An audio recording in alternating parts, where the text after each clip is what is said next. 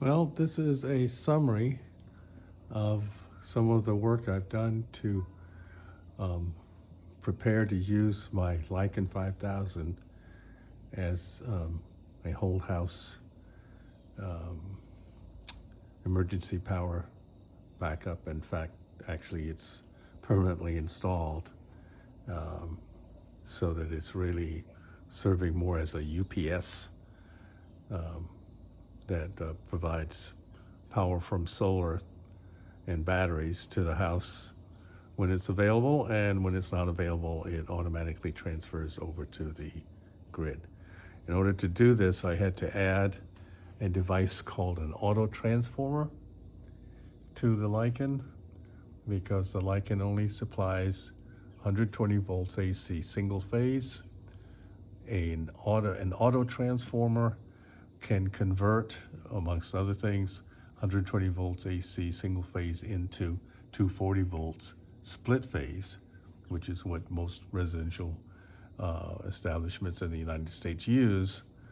So this is compatible with my whole house transfer switch, and it's compatible with the input port that I use normally for my gasoline generator, which I still have, and is still operational and still available. I have an um, outside the wall input port for the gas generator. So I roll it outside and it comes in off that yellow cable. Normally it would plug into the transfer switch port, which is in the garage wall, runs through the crawl space over to the service panel. Now that I have the Lycan installed, it will instead supply a charging voltage to the Lycan. And since the Lycan charges very fast, I can run the generator for only 2 hours, completely fully charge the Lycan 5000, and then power the house for several hours thereafter silently on batteries. So here is the Lycan. It's operational, running. About 60 to 70% of the house is now running on the Lycan 24/7. It is powered from a dedicated 20 amp circuit, which is supplied from a dedicated 220 output from the service panel. That's two legs of 120 volts straight from the service panel. I take one leg of it and use that for charging the Lycan.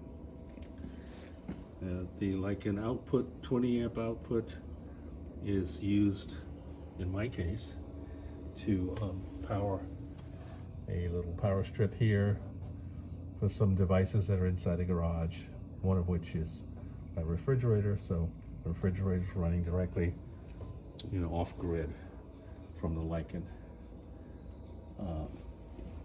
The 30 amp output is then used through a conversion cable to supply 120 volts AC to the auto transformer.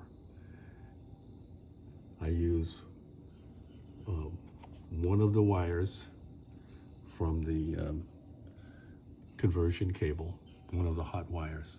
Both hot wires in the conversion cable are connected to a single 120 volt AC output, which means that you would be, if you attempted to supply a transfer switch with this output, you would be supplying both leg 1 and leg 2 with in phase 120 volt AC. And that's what I've been doing, and I haven't liked it. It works, but it's not good.